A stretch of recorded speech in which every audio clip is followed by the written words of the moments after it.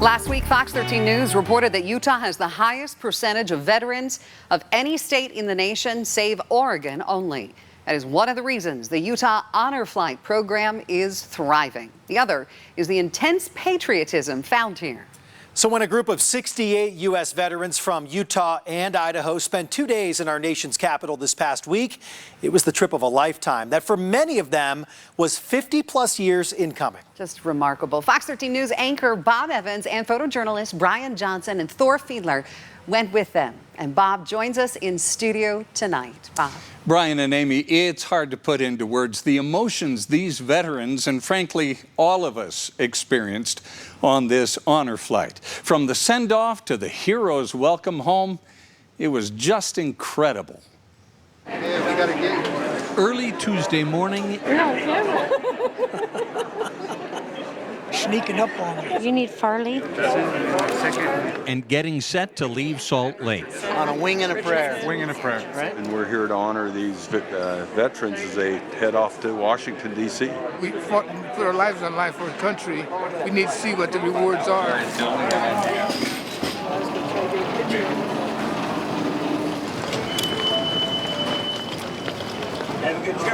A celebration of their service all along the way.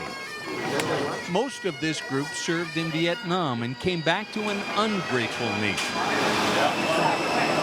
I get to be in the movie. I'm just one of these kids today. Show them the way around. Welcome aboard Allegiant Flight to Baltimore. I appreciate you.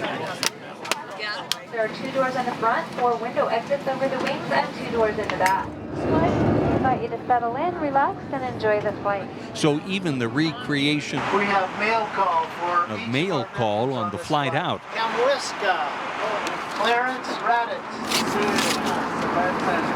was something special. John Simons.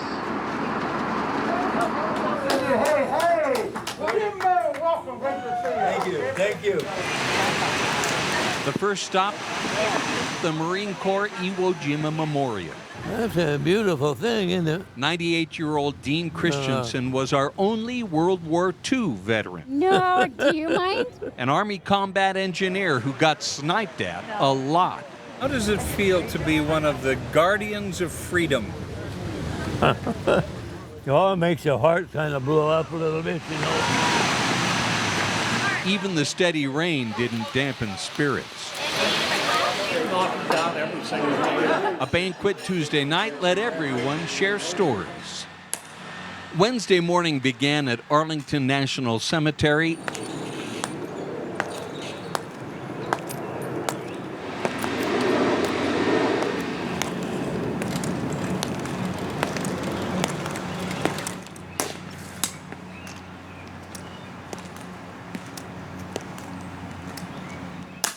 The ceremony that you are about to witness is the changing of the guard. And the tomb of the unknown soldier. Port arms. Ready. Face. Present. Arms.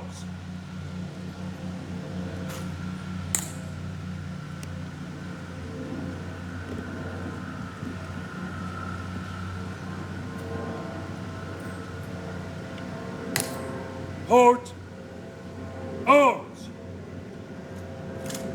Ready. Face. Hands on your orders. Pose and orders. Remain as directed. Orders. Acknowledge. Ready. Face. Present. Arms.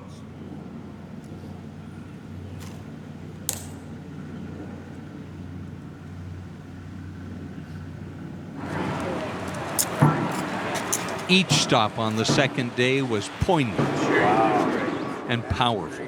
I've been to D.C. before, but not with a bunch of other veterans. The Air Force Memorial overlooks the side of the Pentagon that was struck on 9/11.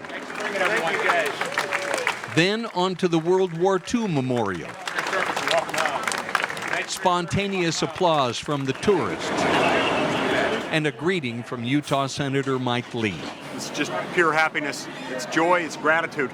We've got people who served our country, they were willing to lay down our lives many decades ago, and it's a chance to honor them. Wow. A presentation of the colors, the flags of each branch of the U.S. military, and the playing of taps. The Vietnam War Memorial wasn't far. Oh, this must be another. Randy Beal served 3 tours of duty and saw intense fighting. Way City, for one. Operation Swift. Just to name a few. How did you survive those? Well, I got wounded a lot. Did you? How many Purple Hearts? 3. 3 Purple Hearts. Yeah. His first day in country, Randy's life was saved by Medal of Honor recipient Rodney M. Davis, who threw himself onto a hand grenade to save his fellow soldiers. He gave his life, and he taught me more that one day about being a leader than all the book learning in the world could have done. But no sacrifice was too great for your men.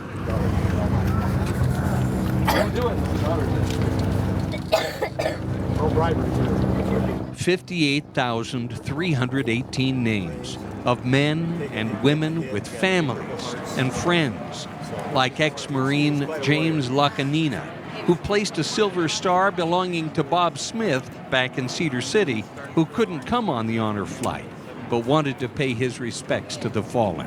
If you were talking to Bob back home, what would you want to say to him? I said, mission completed. They can look back and see what their efforts meant to the rest of us, and it's all about freedom. So, cannot say enough about these men and women who fight for our country. It's just amazing to me, especially the Vietnam vets who most of them didn't have a very good experience and didn't have a good experience coming home, whereas our World War II vets had good experiences coming home. They were welcomed as heroes. Our Vietnam vets, just the opposite of that.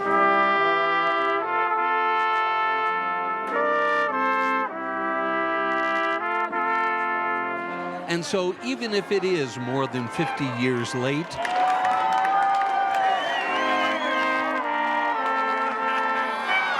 these old warriors got the hero's welcome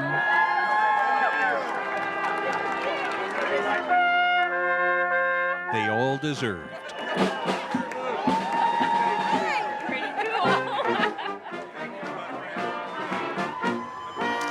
You know, it's hard sometimes for those of us who have not served in the military to truly understand what our fighting men and women experience. But deadly combat and intense, life-threatening situations are what they sign up for, to preserve, protect, and defend our freedom. We all owe them a tremendous debt of gratitude for their sacrifice and service. And with the Utah Honor Flights, those who have not felt it before can finally have a chance to feel it now. Well, an experience of a lifetime for all of those on board, Bob.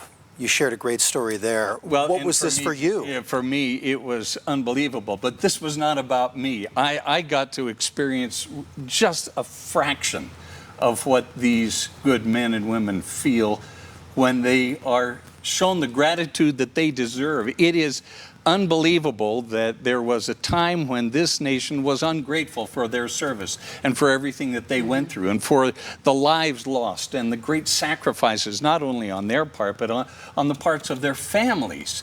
You know, to think that that's part of our history is very painful. And for these veterans who get to experience this gratitude, this outpouring of thanks in this form, it is cathartic. It is medicine. It is healing for them that they have been waiting for more than 5 decades. Just remarkable experiences. Yeah, really wonderful thing. It was nice to see that spontaneous reaction of applause and the thank you and gratitude they did receive there. Thank you, Bob. Yeah, everywhere they went, it was like that. Yeah. Thank you so much. Now, if you or someone you know is a veteran who would benefit from this kind of experience, go to utahhonorflight.org and just fill out the application. The next honor flights from Utah go in September and October, and there is no cost to the veterans.